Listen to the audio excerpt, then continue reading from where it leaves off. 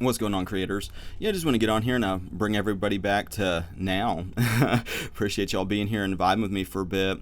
Yeah, today I'd like to continue kind of the reminder on living in the end and experiencing life through that kind of end state of being, instead of getting into the old man paradigm and just the reactivity that comes from the fear that comes from the shadow world.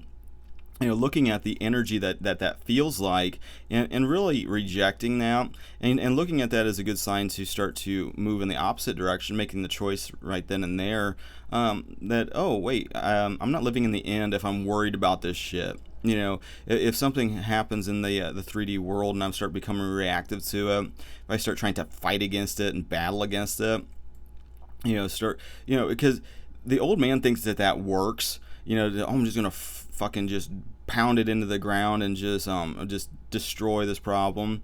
But what happens when you do that is you just create a bigger and bigger problem. Your attention on it starts to make it grow, and so for one, then once you realize that, then you realize what you're doing is not helpful and it's actually making the problem worse. So it's insane to continue to do it. And so getting out of that kind of insanity involves becoming consciously aware of it. And once you become consciously aware of it, then making the choice to, oh well, I'm just not going to do that anymore because I'm going to live in the end. And the end identity, the end who you're creating yourself to be in every moment, is not going to be reactive to this, because it's not going to prevent you from experiencing that desired outcome anyway. It's not a real problem. The problem is fighting and battling against the mind and creating more and more resistance, and as most of it is mental resistance. But then not to say that it doesn't start to get pushed out into the physical 3D world and start to become issues that confront you through people, circumstances, events, everything really. It starts to become mirrored what your state of consciousness is, and as you start to know that through experience, you're able to start to look at things more objectively and not take things so personally when you realize that, oh, this is just showing a state of consciousness. This isn't this isn't something to take personal and to fight and battle against. It's just it's literally like walking into the bathroom and seeing your reflection in the mirror, and instead of battling with the reflection, you connect with who you actually are, which is the being that's being reflected, and then you make the change. And so with that, looking at like the old man kind of belief systems and everything that happen in the moment, whatever's causing reactivity and causing you kind of to lose your peace, looking at that more and more so through a lens of like, oh, well, this is about to be released right now because this is just a limiting belief or assumption that I even have about that person. Like if you're married, that's a good example of like, oh, my spouse or significant other is like, I don't know, kind of showing some really just annoying behavior or something like that. And when you start to look at how they're treating you as being reflective of how you're treating yourself, you start to love yourself more and really start focusing inwardly on feeling that energy now. How would you feel if you were in a perfect marriage or a perfect job or a perfect life situation? How would you feel if you're on vacation? You feel lighter and everything's melted away. Embody that state now. How it manifests, doesn't really matter all that much. When you hold on to that that inner state, that living in the end state, God has mysterious ways on how it'll manifest. You don't got to worry about the how, and that's a big hang up of the old man is well, how's that going to happen? And wants the plot and scheme and manipulate and control, and through your own effort and hard work, you're going to just wrestle the shit to the ground. You're going to move things around through force and everything else. And on some level, if you believe that works, which the old man a lot of times did believe that worked, and so you start to see results. But with those results comes like a pendulum of just energy draining in difficult situations, followed by slight victory, followed by immediate energy draining situation following that, because it's always striving for some future you made it moment, and never about embracing the present and enjoying the present moment more and more so as things start to unfold in a more a desirable way. And you don't got to worry about the way. God's already gave you the way. You just got to stop pushing it away and allow the goodness to start to flow to from through you, basically. And as you do that, you start to feel a different energy, where the old man is used to the energy of fear and anxiety and a tight, constricted, kind of almost like you got the flow of energy, and the old man is just used to going and squeezing the life out of it, and just constricting it. But part of letting go, and feeling that feel good energy is just letting it go and letting it flow naturally from within outwardly, because nothing out here in the illusion actually brings love, joy, or peace. None of it. It's basically like a dead shadow, until you are able to connect with that love energy from within. Then you start to see the shift, because reality is constantly mirroring the state that you're being. And if you're being the old man that's convinced of separation, and because of that separation, there's fear, because of a confusion of identity, and a confusion of what consciousness is and what it means to be who you actually are. It just creates this feedback loop. It's almost like anger. With like anger, you're just like there's a big illusion of separation, that you are separate from the shit that's causing you to be angry. And then it compounds the situations. Like you wake up in the morning, you stub your toe, and you get pissed off, and you start to have a bad day. And then next thing you know, you hit every single light on the way to work. Now you're late, and you stop at a gas station because maybe your spouse didn't put gas in the car, and it's on the gas light's on, so I'm going to be even later. And then there's somebody buying lotto tickets, and and then just being really pokey about it. And then it's just now the vehicle's making a weird sound, and you get to work, and then you have like a you suck meeting, and then it's just like, what the fuck, and it just like starts to spiral into a point where if you don't if you're being reactive to it and taking it seriously, then it's just like drama. But a big thing that's helpful is to just, whenever the shit starts to happen, is just go, this is not a real problem. For one, this is not real, and this is not going to prevent a peaceful resolution. This is just maybe a limiting belief. This is maybe just part of the old nature that's being projected and being reflected in this situation, that I can choose to interpret this totally differently.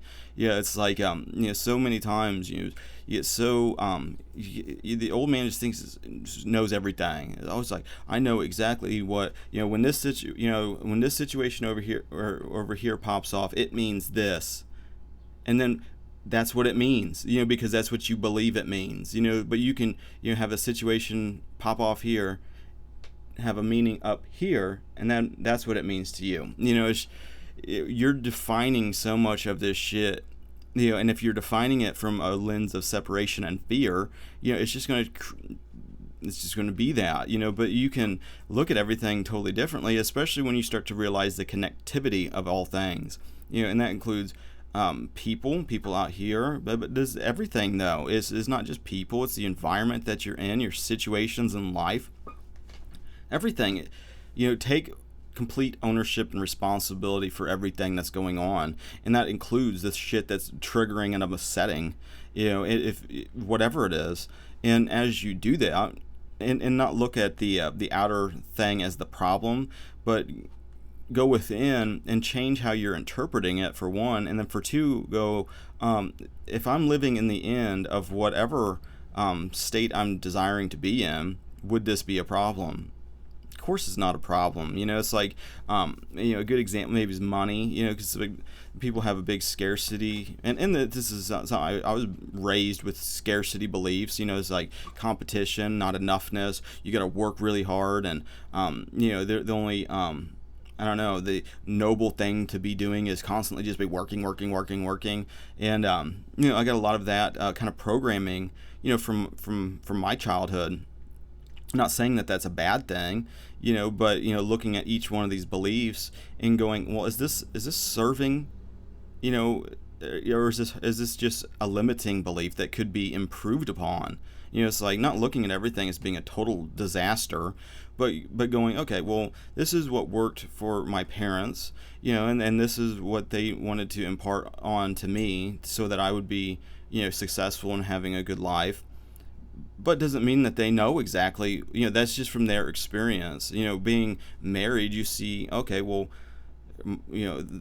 totally different values and beliefs, and it's the same thing with like raising kids. It's like really, put, some things that I thought would make their life easier, one was like being able to motivate yourself to get things done.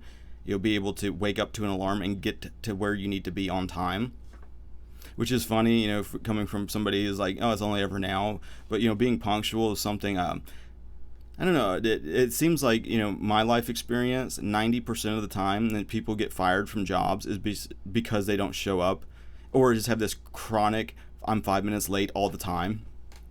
It doesn't make sense.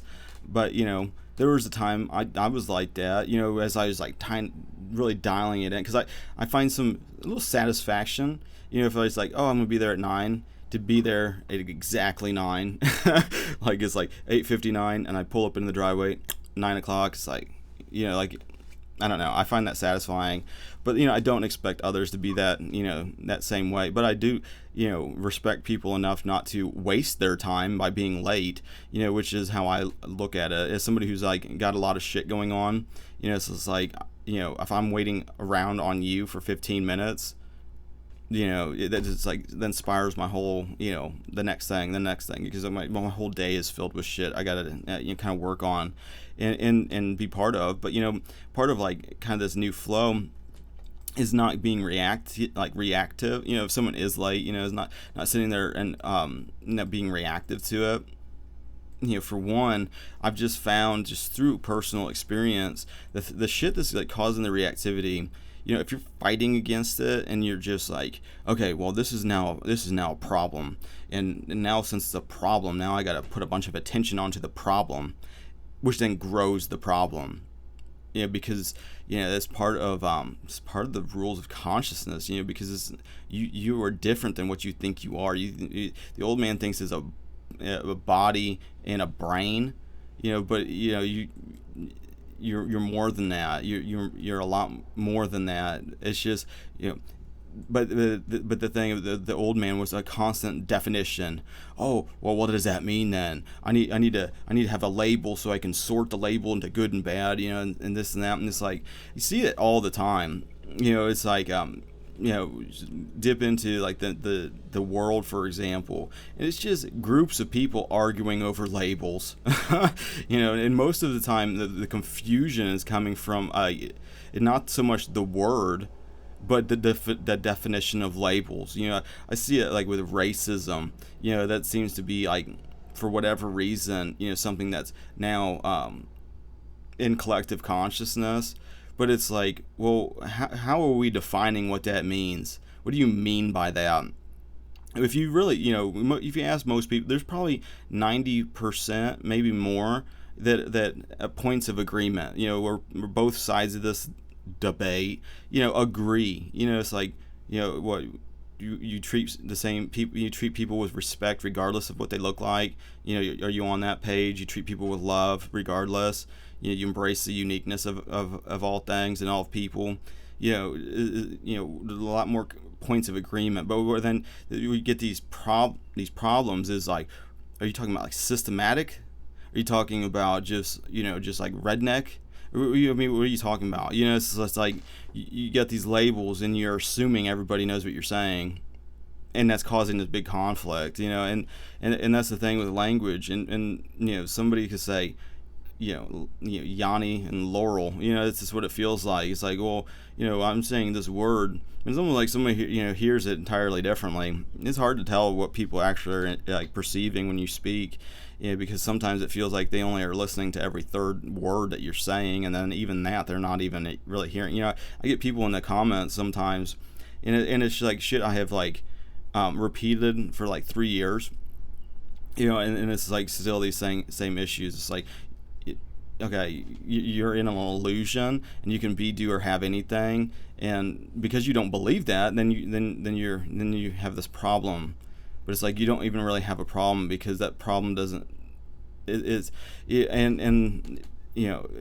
said that, it's like you have got to do it yourself. It's like just inundating yourself in other people's experiences, and not having your own experience is the problem. You have to jump off the cliff. You have to jump into the pool.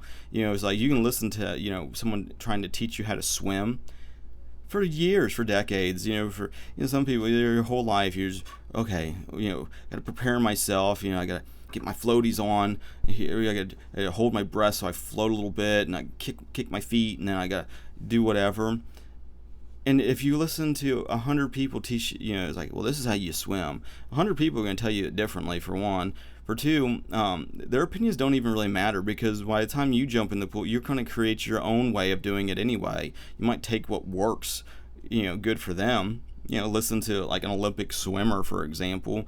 That's something I always like to do, is like if there's something I'm trying to achieve, try to bring into, it's like, oh, well, I have a problem, or I get whatever is presenting itself, inwardly. It's like, okay, the solution, you kind of envision what you want it to look like. Say you get a big like hole in drywall or something, and somebody got mad and punched a hole in the wall. Well, the vision is, I just want to repair that so it's seamless, so it's like it never happened, and like, and that includes the paint. You just like, okay, I want everything just to be back almost better than what it was, and so how do you do that? You maybe listen to somebody who's done a shitload of that and listen to their advice. But everything is unique. Even those problems are unique. There's commonalities, but it's never exact. The same. And so but I guess the point is, you got to jump in the pool. I mean, you got to do it. If you're not doing it, you're just almost just mentally masturbating.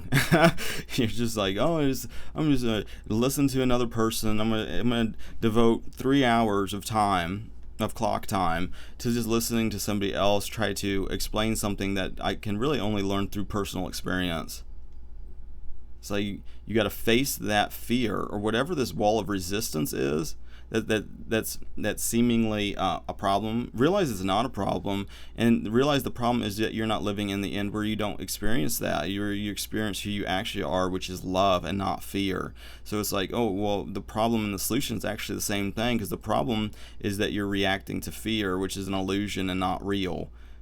So part of like the understanding is, oh, well, if I was living in the end, put yourself in that state. Would that person that you're desiring to be, maybe that person, is like a good swimmer. It's like, would someone who knows how to swim have fear about getting pushed into a pool? No. So start getting into that end state and connecting with that energy of feeling good. There's so many times I hear in like the spiritual whatever community, the shit I just kind of like listen to, where it's like a lot of like, getting out of the mode of fighting against something when there's only oneness. So what are you fighting and wrestling against? Part of that is the illusion of separation, like there's something to fight against. It's like, you just be at peace. Everything in truth is all good. So why am I pushing that away?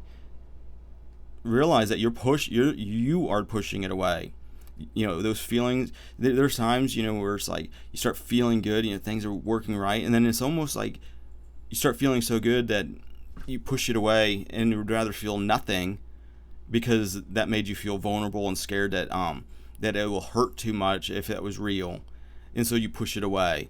And part of like the old man if you're not constantly being drained of energy and bombarded by situations that cause stress and anxiety, it's like I'd just rather feel just blank than feel fear.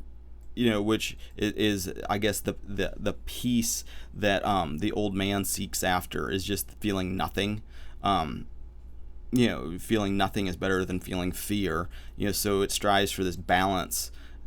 When then you have the alternative where you start feeling an actual, and this is where labels become triggering, because it's so important biblically, if you're trying to understand some of these laws, these consciousness laws, but also realizing you're under grace, and so you're not under the law. And that includes laws of men, laws of spiritual teachers, all this shit. It's like you got to go within, listen to what Jesus was saying and apply what Jesus was saying.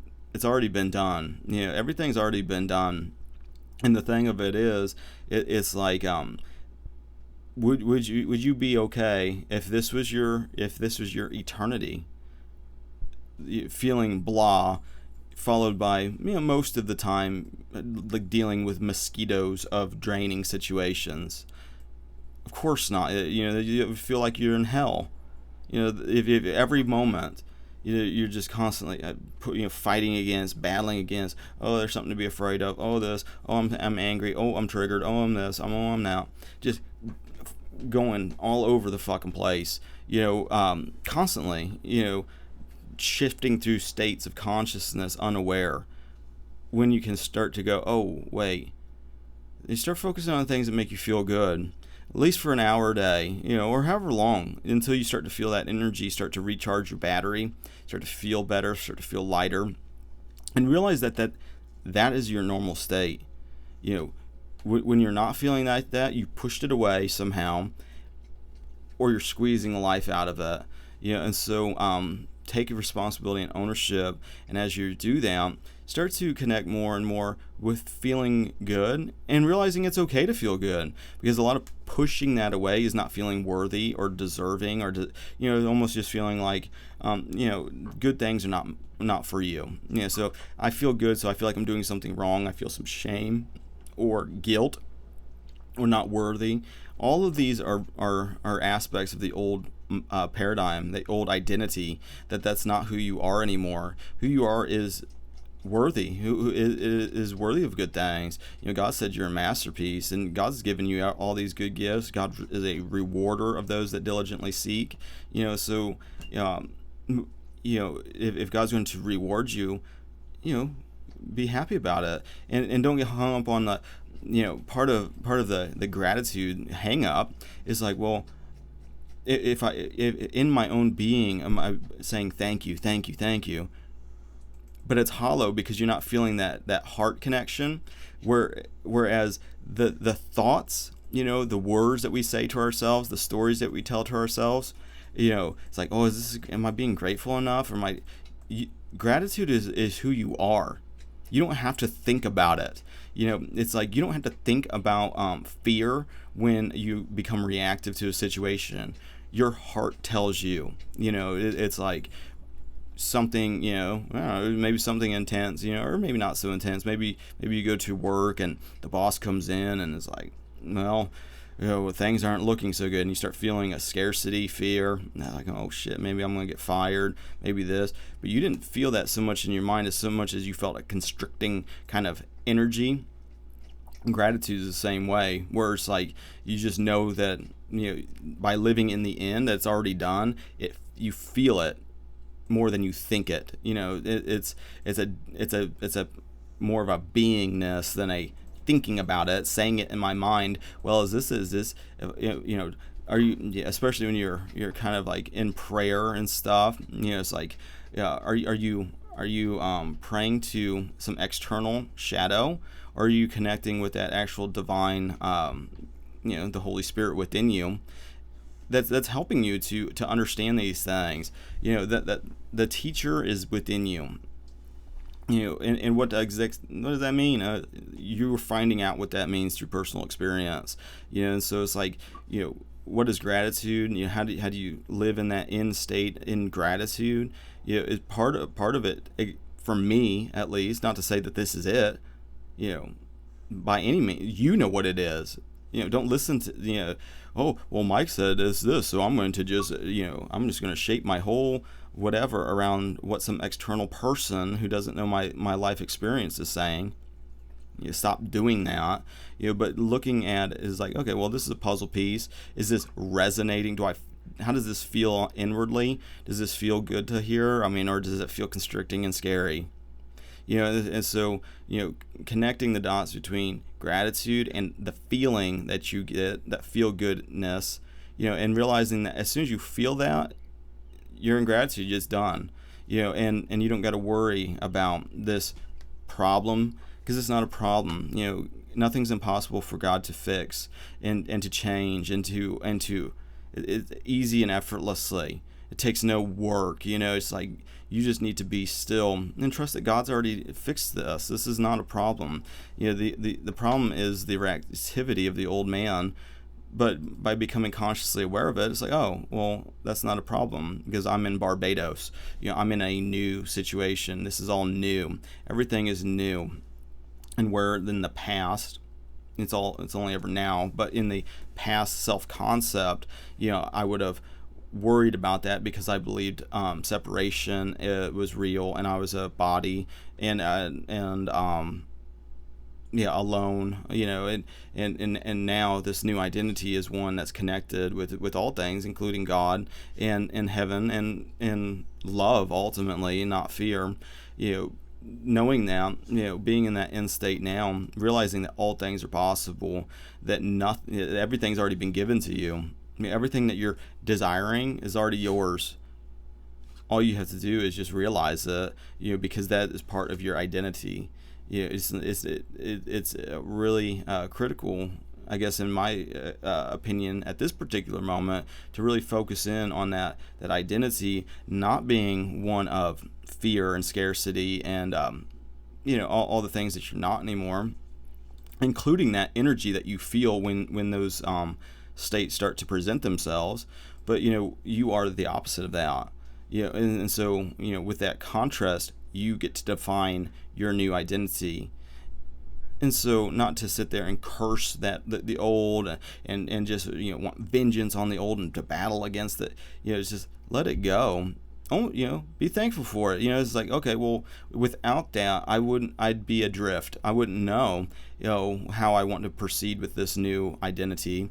But now I do. I'm not going to be so reactive to it. I'm going to look at it objectively. It's like, oh, well, how looking at it as just a contrast thing that is neutral, as long as you're not being connected with it, and amplifying it with your focus and intention. But like moving in this new direction where it's like, oh, well, that happened, but all things can change instantly, and with God, nothing is impossible, and I'm already in that state because I'm already connected, and you are connected. We're all connected. It's just realizing that, and by realizing that, and then realizing that nothing is impossible, that God is already bringing it to you. It's all, it's unfolding right now. Something amazing is happening right now. Keep that energy alive, and start looking around. It's like, hold on to it. It's like you're being blessed right now and you don't even realize it fully, but you're beginning to, as you're starting to connect with that more and more as it's unfolding now. It's not this magical, you made it moment in the future. It's right now. You're it. This is unfolding. And the more that you're holding on to that amped up, just powerful energy, the faster this shit starts boom, boom, boom, boom, and hardening into fact as you walk into that new experience. And so I just want to share that with you guys so you can experience it too. I'm experiencing this shit working. And so, to me, I just want to share it with you guys, so you can experience it too. This is not, some unique thing. We're all connected. So as one person is experiencing these different things, it's for everybody. Literally. Yeah. And the only thing holding you back from it is your own fear and your own shit that's it. You're not a victim. You have created, and that's one of the ironic kind of things is like the that you're battling against is like you're strengthening and helping to basically enslave yourself to.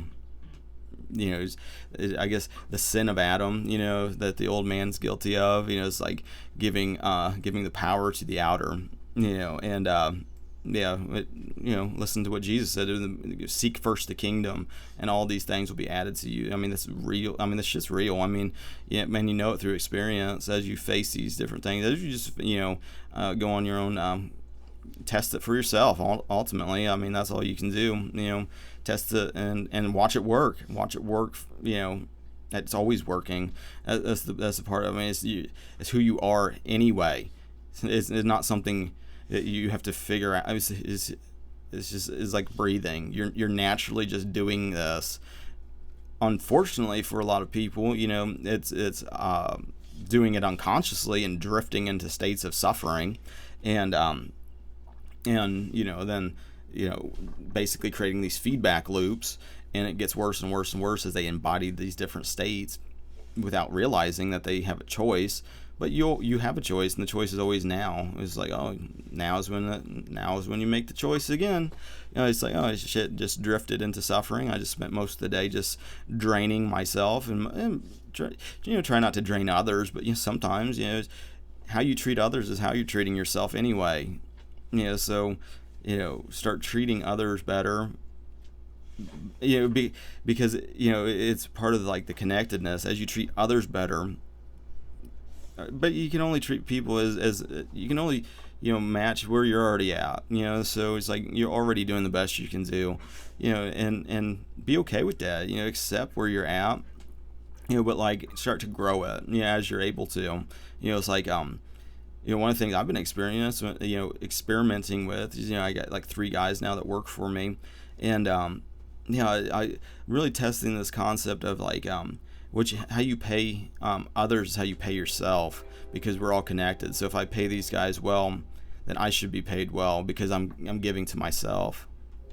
You catch the drift, and so it's the same concept that I'm testing that in real world situation, and I keep reporting how that's going, so that you guys can do it too. I mean, like I said, this is not some special thing. It's like, oh well, it takes all this and that. It's like it takes you stepping out in faith. But it takes you doing it. You stepping out in faith and doing it. But with that being said, I think I'm about. So thanks everybody for listening, and have a good rest of your now, and God bless.